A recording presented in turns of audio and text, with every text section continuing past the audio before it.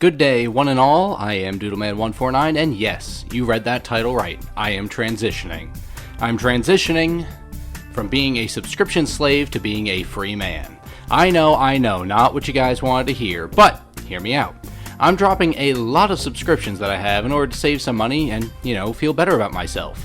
What really spurred this was my latest decision to drop Xbox Live Gold, or Game Pass, whatever the fuck it's called now. So if you'll stick with me, I'll let you all in on why I'm dropping, what I'm dropping, and how I'm gonna get by without it, and maybe why you should too. Let's dive into it. So, as I've just said, I'll start with what I'm dropping. Most of my yearly subscriptions are re-upped in February. It's my birthday month, and it's also when I start paying for a bunch of my stuff myself. So the first thing I'm dropping is Xbox Live Gold. Game Pass Core is currently $10 a month or $25 every 3 months, so essentially that adds up to be, at best case, $100 a year. For me, that's just a waste of money. The next thing I decided to drop was YouTube Premium. It's a bit of a secret, I'm sure, but I had YouTube Premium for a while. I really liked the lack of ads, picking up videos right where I left off, and there was a lot I liked about it. One thing I didn't like though was the price, $14 a month. There's also no discount on getting multiple months in bulk, so that would cost me $168 a year. I'm also dropping Photoshop, something I've had to subscribe to ever since Adobe decided to be a bunch of losers and turned into a subscription service. I used to just own the old version of the program on my old PC, but since I've upgraded, I have lost that. The least expensive bundle that Photoshop comes in is $20 damned a month.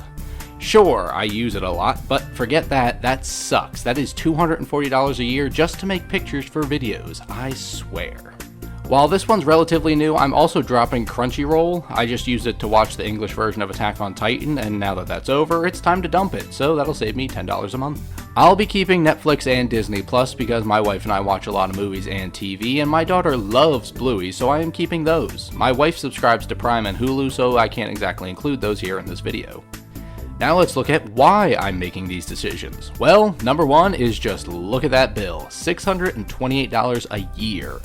Yeah, to some of you, that's not that much, not a deal breaker, but not only is that a good chunk of change to me, there's also no justification for me keeping these subscriptions. Like I said, Crunchyroll was a subscription for one thing and one thing only, Attack on Titan. Now that that show is concluded, there is no reason for me to stay subscribed. Photoshop is something I use pretty frequently and is something that I am very familiar with. So while I do need to make quality thumbnails for my videos, that price is just too steep. I cannot justify how much I'm spending on it when there's free alternatives to use instead. The decision to drop YouTube Premium is strictly money motivated. I enjoy the service, I like it a lot, and since I dropped it, I must admit I use YouTube a lot less, but this had to be done. The benefits were great, but the price was just unjustifiable. The biggest drop I never thought I'd do is Xbox Live. I've been subscribed for 9 years now, which is crazy in itself, but now that the price is higher and I basically don't play with anyone anymore, there is no reason for me to give Xbox a chunk of my paycheck. If I was still playing multiplayer games with others frequently, and if the games I played required it, I'd keep it around, but that's just not the case. I'm only playing single player games and the finals at the moment, both of which don't require gold. Sure, I can't play Battlefield, but the next title isn't due for a while, and while I love BF1, I don't play it enough for the cost of things. So with me dropping all this, am I just going to be cutting out a bunch of stuff out of my life? Well, no. There are alternatives out there that can save me money while still providing me with services I like.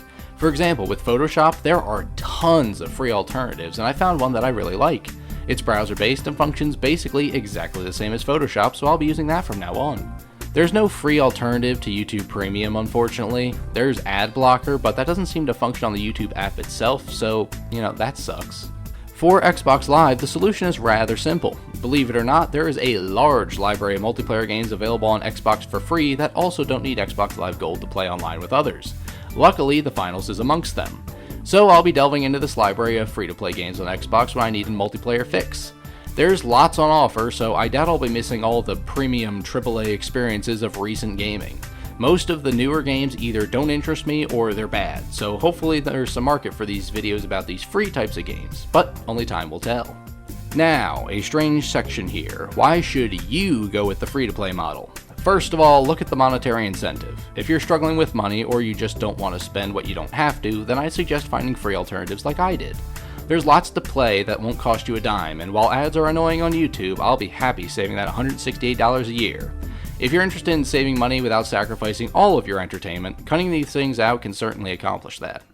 So take from this what you will. The world economy is going to shit, and your paycheck definitely doesn't go as far as it used to. So why throw away your money if you don't have to? This is one of those rare instances where you can have your cake and eat it too. That is, unless your preference for cake is the shit-flavored kind that we've been being spoon-fed with multiplayer games over the last few years. While Game Pass lets you try games before you buy them, let's be honest here, most of the people on Game Pass aren't ever going to cancel their subscription. Unless you have endless hours to play a game, something I, as a working class married father, cannot do, Game Pass honestly isn't worth it. You'll end up paying far more to play a game than you would have if you just bought it. On top of that, if you ever stop paying for Game Pass, like when they inevitably raise the prices again in the future, you won't have access to that game. Forever rentals are not the way of the future, not for sensible people anyway. So I hope you learned something today, and I hope this was at least a little entertaining. If it was, you should subscribe for some great video game content with some opinion pieces like this one sprinkled in. I truly appreciate your time, and I've been Doodleman149, and until next time, I will see you later.